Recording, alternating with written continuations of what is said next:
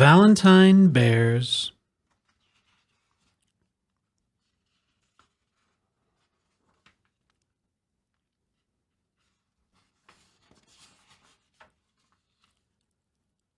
It was October 14th, and the bear's den was snug and secure for the winter.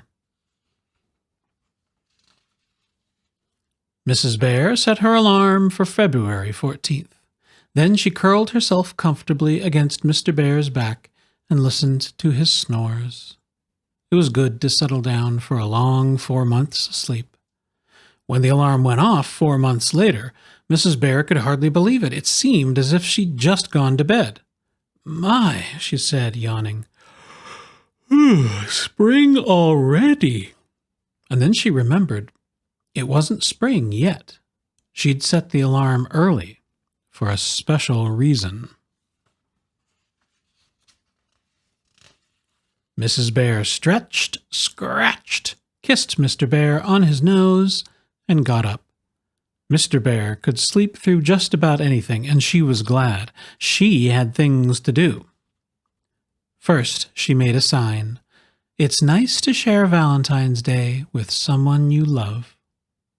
She tacked the sign on the wall so Mr. Bear would see it the instant he awoke.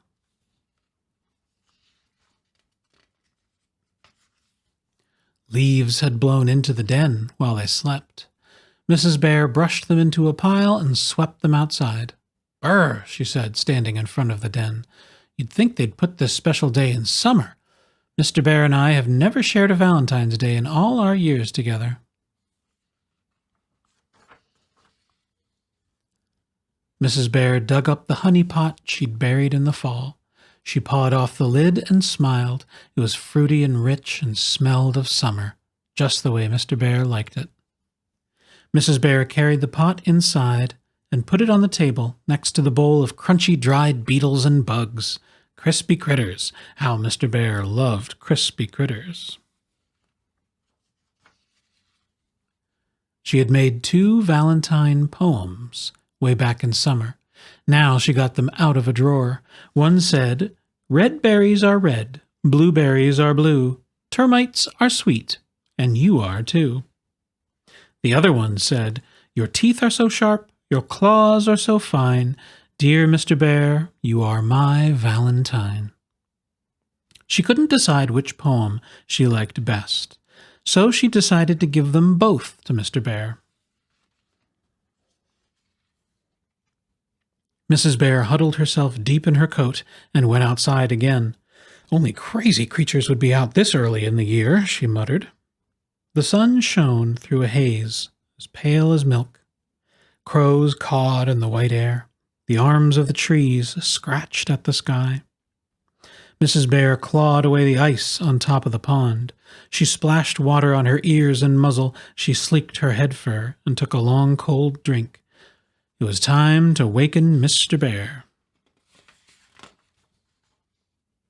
Mr. Bear's snores drifted from the den, and she smiled. Mr. Bear could sleep through just about anything. Mrs. Bear shook his shoulder. "Time to get up, Mr. Bear." Snored Mr. Bear. Mrs. Bear shook harder.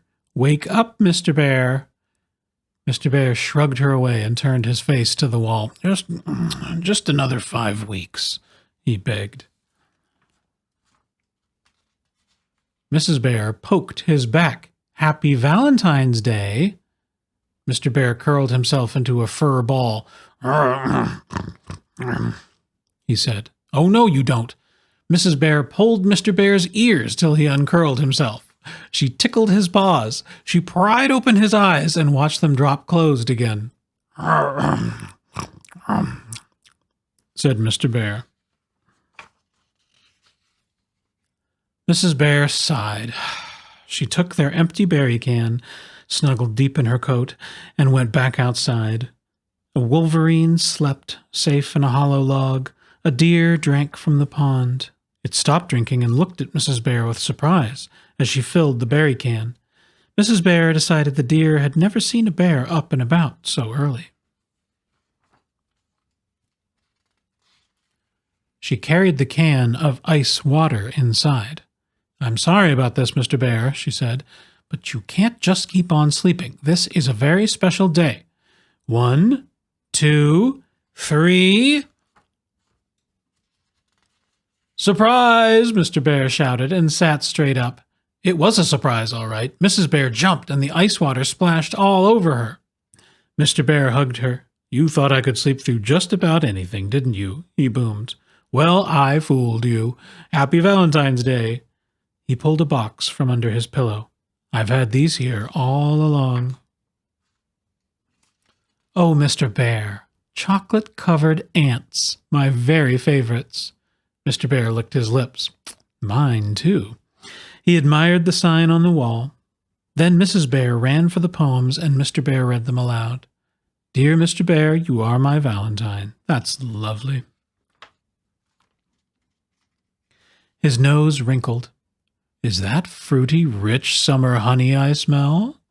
Mrs. Bear smiled. Will you join me at the table? They sat together, sharing the Valentine treats, till shadows filled the den, and the bowl and the box and the honey pot were empty, and the special day was ended. And then they went to sleep again until spring.